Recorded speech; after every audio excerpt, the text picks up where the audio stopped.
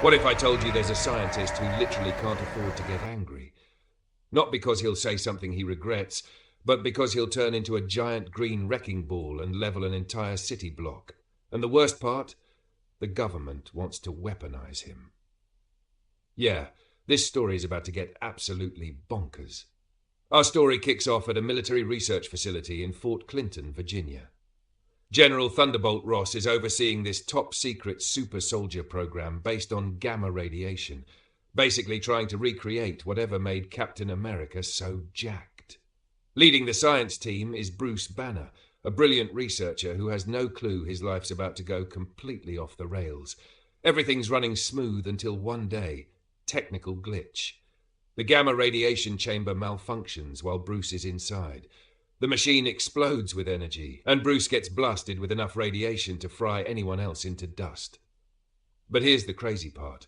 Not only does he survive, he accidentally hurts Betty Ross, the general's daughter and the woman he loves, during the chaos. When Bruce realizes what's happening to his body, he panics and runs. Fast forward 5 years. We find Bruce hiding out in Brazil, working at a soda bottling factory for pennies. The dude's living in the favelas, practicing yoga every single day, trying desperately to keep his heart rate under 200 BPM. Why?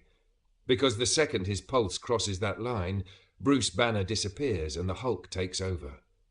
He's wearing a heart rate monitor like his life depends on it, because it literally does. Bruce is also secretly messaging this mysterious scientist online who goes by Mr. Blue.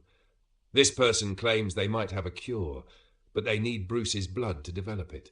Bruce is running experiments on himself with special flowers and herbs, testing his own blood samples. When he checks them under a microscope, his blood has turned from red to green.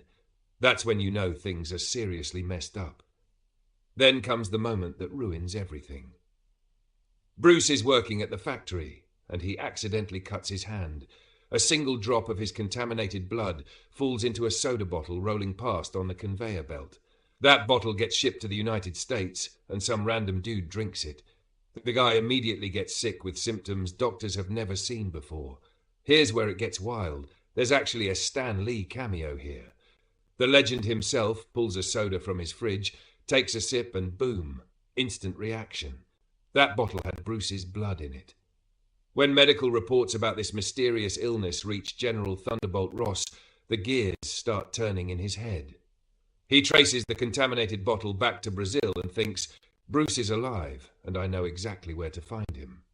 Ross assembles a strike team led by this absolute unit of a soldier named Emil Blonsky. This dude is experienced, ruthless, and hungry for action. Their mission is simple: go to Brazil and bring Bruce Banner back, dead or alive. Blonsky's team tracks Bruce down and corners him in his neighborhood. Bruce tries to slip away. He's gotten pretty good at hiding over 5 years, but eventually they trap him. His heart rate spikes past 200. His body starts expanding. His skin turns green. And just like that, the Hulk emerges and absolutely demolishes Blonsky's entire squad. Blonsky watches this green giant tear through military-grade weaponry like tissue paper, and he's shook. But instead of being terrified, this maniac is impressed. He wants that power for himself. When Blonsky reports back to General Ross, he's like, "What the hell was that thing?" Ross calmly explains that the green monster is Bruce Banner. Blonsky can't believe it.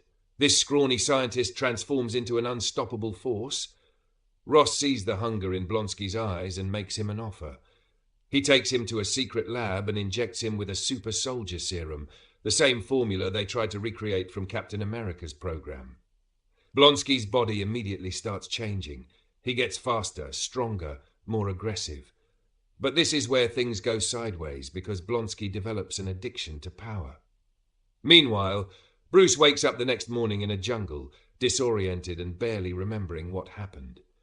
He hitches a ride with a local heading to Mexico and eventually makes his way to an old friend named Stanley who runs a pizza restaurant. Stanley offers Bruce a delivery job and a room above the shop. Bruce accepts. He needs to stay under the radar. One day, while delivering pizza to a university, Bruce spots Betty Ross. His heart drops. She's with another man, a psychiatrist who's clearly her new boyfriend. Bruce realizes she's moved on with her life, and it crushes him. He tries to avoid her, but you can't hide from your past forever. Bruce gets another delivery order from the university. When he arrives, he sneaks into the computer lab and logs into Stark Industries' software to contact Mr. Blue. He messages, "I transformed again. Do you have any other solutions?" Mr. Blue responds, "I need your blood sample. Without it, I can't help you." That same night, Betty happens to come to Stanley's pizza place with her new boyfriend. The second Bruce hears she's there, he bolts out the back door. But Betty sees him. She chases him through the streets in the pouring rain until she catches up with him in her car. The reunion is emotional as hell. Betty's crying, demanding to know where he's been for 5 years. Bruce tries to explain that he stayed away to protect her, that he didn't want to hurt anyone else. Betty tells him she wants to help, and Bruce admits he needs to meet Mr. Blue face to face in New York. This scientist might be his only shot at a cure. Bruce and Betty head to New York together, but here's the problem. When Bruce logged into that Stark Industries software, he triggered a location alert. General Ross knows exactly where he is and sends Blonsky's enhanced team to capture him. They trap Bruce in a building and launch grenades filled with some kind of gas designed to make him lose control. Bruce tries to fight it, but his heart rate explodes past 200. He transforms into the Hulk, and this time he's angrier than ever. Hulk proceeds to flip military tanks like they're toys. Bullets bounce off him like raindrops. Ross orders his men to bring out a special gamma-wave cannon designed to freeze the Hulk in place. But Hulk's not just strong, he's smart. He grabs a broken shield from the ground and deflects the gamma waves right back at the cannon, destroying it. Blonsky, now enhanced with the super soldier serum, gets cocky and rushes at the Hulk, taunting him. "Is that all you've got?" Bad move. Hulk kicks him so hard that Blonsky flies through the air like a rag doll and crashes into a tree. Every bone in his body shatters. Doctors say Blonsky will never walk again, but because of the serum Ross gave him, his bones heal overnight. He wakes up the next morning completely fine, and Ross, seeing the potential, gives him even more injections. Bruce and Betty finally make it to New York and meet Mr. Blue, whose real name is Samuel Stearns. Stearns reveals that he's been studying the blood samples Bruce sent him. He's not only analyzed them, he's cloned them, creating multiple samples for research. Bruce freaks out. "You need to destroy all of these samples immediately. If they fall into the wrong hands, it's over." But Stearns is confident. He's developed an antidote that he believes can cure Bruce permanently. There's just one catch. Bruce needs to transform into the Hulk first, so Stearns can administer the treatment while the gamma radiation is active in his system. They strap Bruce into a machine and shock him with electricity until he transforms. Betty stays close, reassuring the Hulk that they're trying to help him.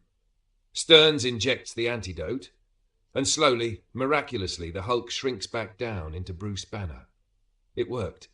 Bruce is cured. They're celebrating this massive breakthrough when, bam, the military crashes through the doors. Soldiers tranquilize Bruce and drag him away. General Ross takes Betty with him, but Blonsky has other plans. He stays behind, points a gun at Samuel Stearns and demands, "Inject me with Bruce's blood. I want his power." Stearns is terrified, but he complies. Here's the thing, though. Blonsky already has the super soldier serum in his system. When Stearns injects him with the gamma-radiated blood, the two substances combine in the worst possible way. Blonsky's body starts mutating. His muscles expand grotesquely. Bone spikes burst through his skin. He transforms into this horrifying creature called the Abomination, bigger than the Hulk, more aggressive, and completely out of control.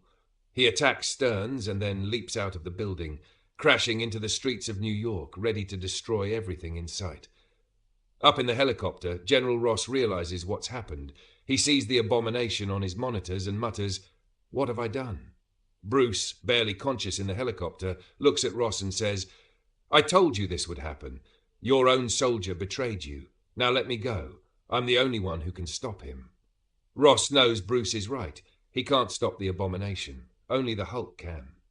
Bruce opens the helicopter door and jumps. He free falls toward the city streets, and mid-air he transforms. The Hulk crashes into the pavement, creating a massive crater. The Abomination charges at him, and the fight that follows is absolutely legendary.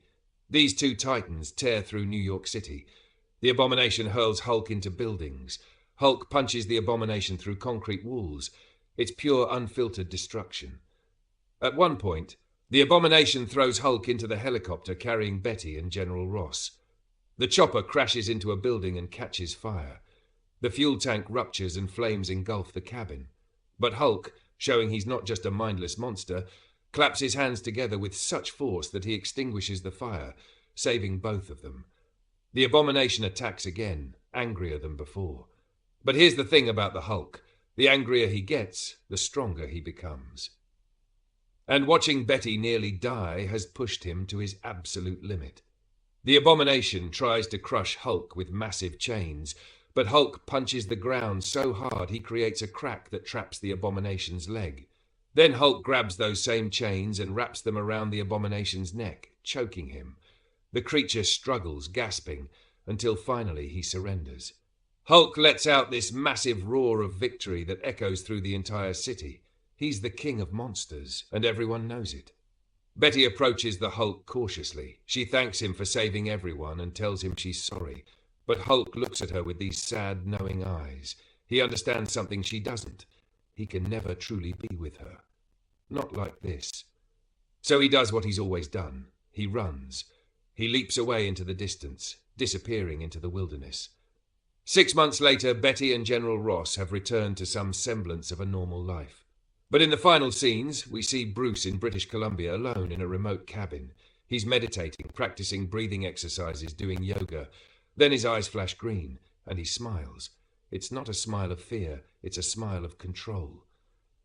Bruce has finally learned to coexist with the Hulk.